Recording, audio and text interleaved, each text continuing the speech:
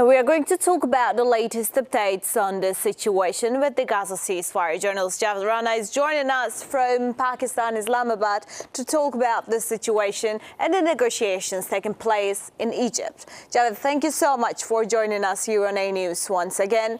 It is an important situation that is taking place. These negotiations were quite important from the day one. Now let's talk about what are the main obstacles preventing the extension of the Gaza ceasefire. Though we were expecting this to happen, what do you think that how it is going to affect the humanitarian situation in the region?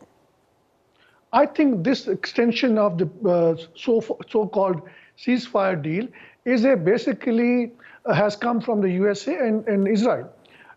Both want that this ceasefire should be extended and remaining prisoners of war who are in the custody of Hamas should be released. Now, what is a bigger trouble? Why Hamas is refusing that to happen? Reason being is, going by the original ceasefire deal, this second phase was where Israel is supposed to withdraw all of its troops from Gaza. Now, that is what Israel doesn't want that to happen. And because of those reasons, now we have seen that the USA and Israel, they are basically coming up with a flimsy excuses, justification, manufacturing, trying to manufacture new facts on the ground, saying that let there be release of all the prisoners of war. Once that happened, then another negotiation could possibly take place. Now, everybody knows in the world that as a matter of fact, both USA and Israel want to expel Palestinians from Gaza.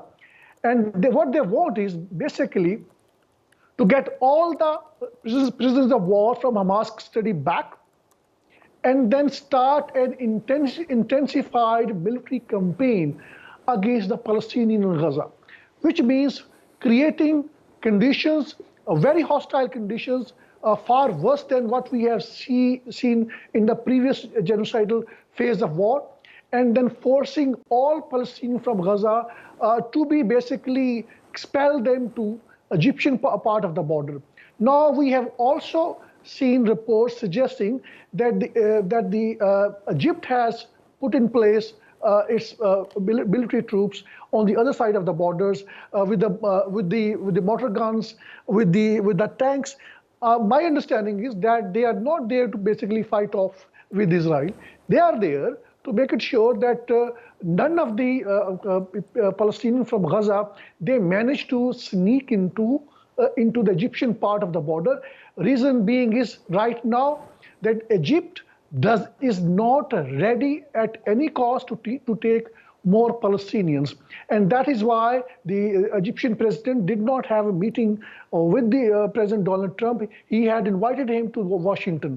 So in a broader picture, I would say it looks like that a greater plan, a military strategy is in place that involves that once these prisoners of war are released from the custody of Hamas, then Israel would go for a military campaign where a reminder of the Gaza, which is hardly now 10%, because 90% Gaza has already been burned to the ashes, literally. It's been destroyed.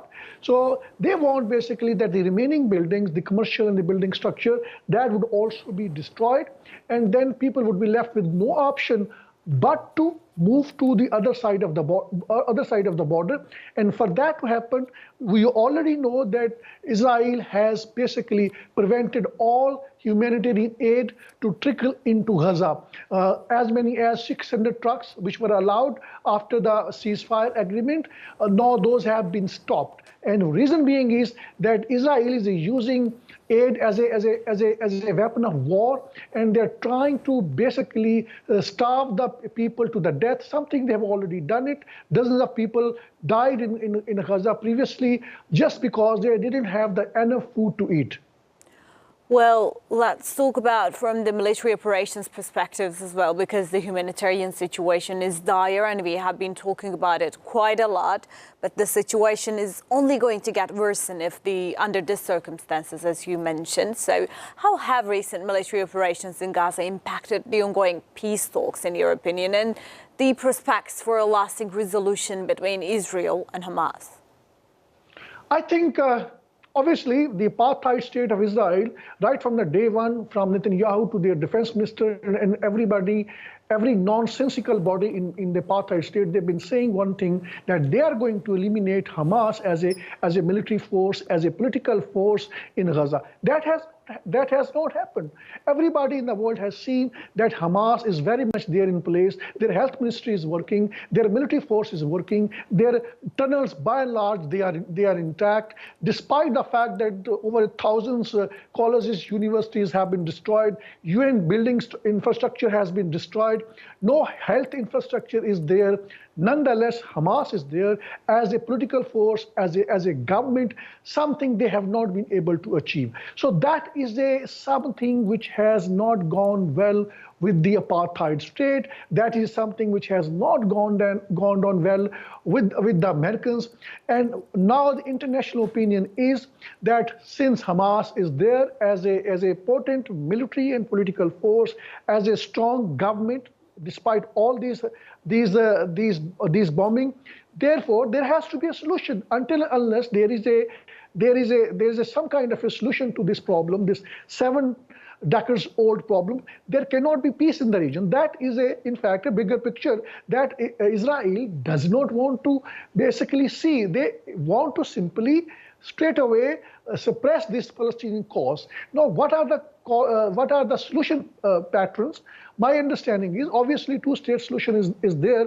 That looks like more as a theory in this situation, because Americans have already bulldozed that solution by recognizing both east and the western part of East Jerusalem as part of apartheid state of Israel, and also Golan Heights with the Syrian borders have already been recognized by the USA as a part of Israel. So I think both Israel and both USA, right from the day one, they are heading towards a kind of a solution where only apartheid structure is further institutionalized in the occupied Palestinian territories.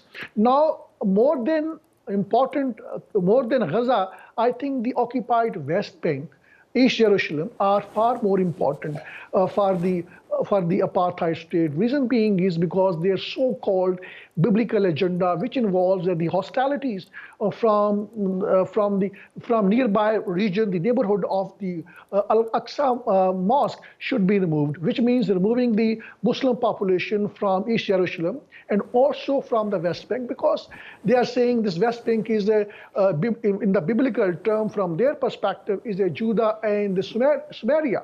So they see everything with the lens of 3,000 years ago, when they said they were there, they had some kind of a kingdom and they want to revive that kingdom. And I think this is no longer something which was being discussed in isolation. It is now mainstream talk. And the US Defense Secretary of State in the past have already said that they are going to build the third temple in the place of al-aqsa mosque. So I think they have already imported from Texas, USA, three cores which are of the same reddish color. And they think by sacrificing them in the East Jerusalem, the next stage would be, in the nutshell, would be basically to demolish Al-Aqsa Mosque and build a third temple. I think from September they want to start off. I don't know how far that plan can be executed. They want to finish it off within the tenure of the President Donald Trump. That is basically a dirty plan in place, because of which we have seen that it's not just Gaza. Now we have seen the similar episode in the West Bank. The Jenin, which is a part of the West Bank, I think around 40 to 50,000 people have been displaced. Their all population center in the Jenin is being destroyed. The roads are being bulldozed. The houses are being bulldozed. They are being bombed, and it's almost the replica of what happened in Gaza. So they have already started off that process. President Donald Trump has already said that they are going to basically expel all these people from Gaza. What he has not said, when he was asked, what about the West Bank? He said, well, we have not drafted our policy on this issue, which means they're already in league with the apartheid states, and they are going to basically, maybe on one fine morning, we may hear that Donald Trump is asking for the expelling Palestinians from the West Bank as well. So in a broader picture, let's see how things unfold. And the bigger issue right now is what is going to be the solution. My understanding is that all formats of the solutions are being suppressed. I think the very easy solution is, in case Israel doesn't want a two-state solution, very easy solution, this is out of box, I can suggest that the Gaza can be annexed with Egypt, and the West Bank, East Jerusalem, can be annexed with Jordan. It's all over. But point is, they don't want a solution. They want to basically linger it on to make it sure that over the period of the time, and that period of time means maybe a couple of years, according to what they are planning, they want to expel entire population of Palestinians from Gaza and from the West Bank.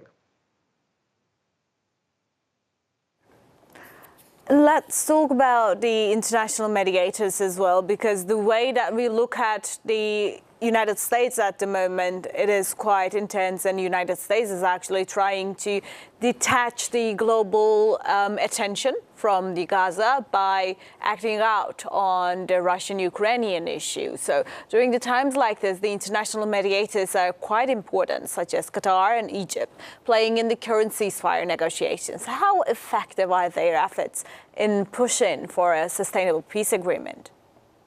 Well, I think when we talk about international interlocutors, that means it's a Qatar, it's Egypt, and somehow the other we have to also include the United States, which is a part and parcel of the crimes with the apartheid structure in the occupied territories. But now, with the Arab League summit, which is being held in Cairo today, I think after 3 hours it's going to start off, and it is going to come up with a plan. Now we have to see everything in that context. Now, Jordan is obviously desperate. Jordan essentially has declined to the Donald Trump's proposal to take more Palestinians. They are saying just we will take 2,000 Palestinians who are injured, who are students. We are going to give them scholarship. That was a polite way of basically declining to the proposal of Donald Trump. And then again, the proposal that basically at that particular point of time, they said that the Arab League is going to make a decision. This decision should have been taken long ago, right after the US President Donald Trump's plan and strategy, so-called strategy of expelling Palestine from Gaza. But now, since they are meeting today, now bigger question is what kind of counter measures and what kind of a counter plan that the Arab League has to this Trump plans to expel Palestinians from Gaza. I think my understanding is that they are going to come up with a reconstruction plan.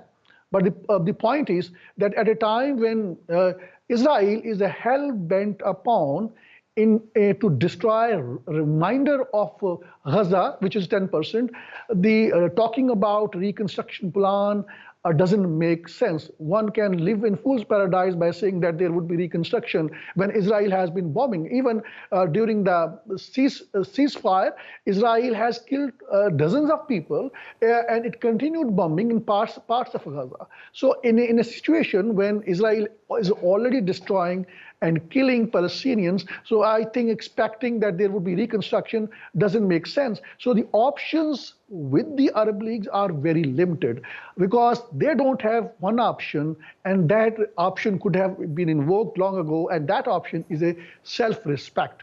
Unless these Arab nations would not learn to have a self-respect, they would not be able to counter any plan of the apartheid state.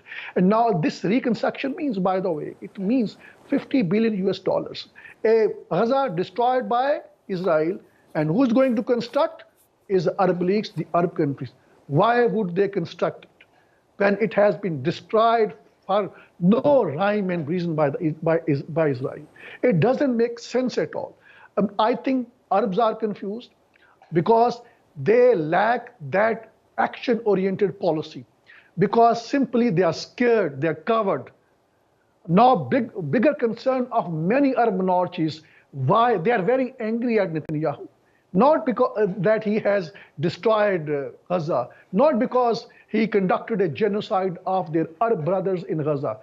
They are angry very angry at Netanyahu that he failed to eliminate Hamas as a political and a military force. This is a sorry state of affairs. This is the mindset of the Arab monarchs. Expecting them, they would come up with a solution. They would not be able to come up with a solution. And there are so many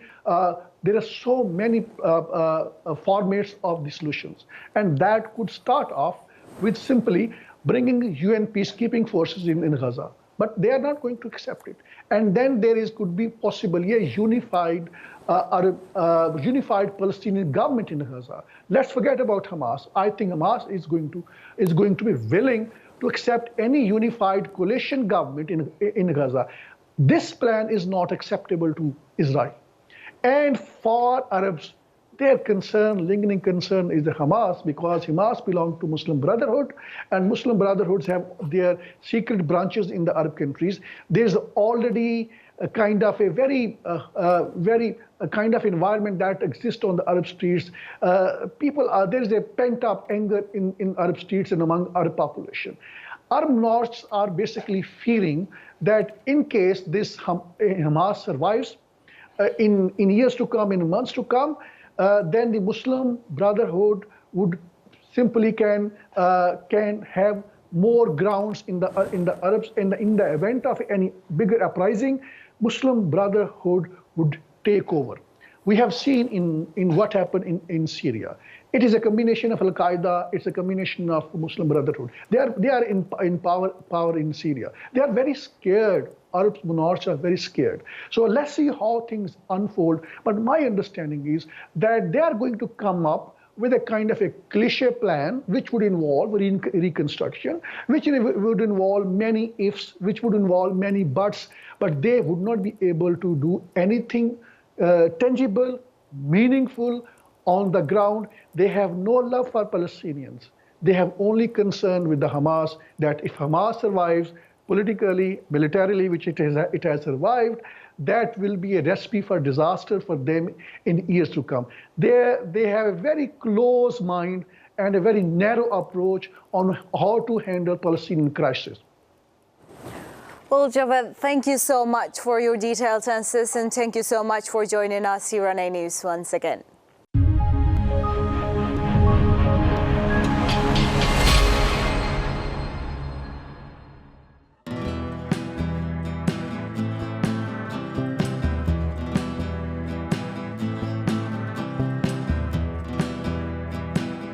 The growing tide of anti-Israel sentiments. What you see behind me is just tip of the iceberg of what is happening in the country. More than half of $52 billion black CIA budget is spent on espionage network in Pakistan. How would you handle it? The US has looked upon Pakistan as an ally at one point, and then as an enemy at the same time. That is going to be the first legal reason on the basis of which he is going to be instantly ousted by the Supreme Court of Pakistan. Joining us live, Javed Rana, who's an expert on politics and geo-strategic issues. In the world politics, which is not being driven by any moral principle, it is being driven by the hard geo-strategic realities. In a broader picture, more countries would aspire to have nuclear weapons.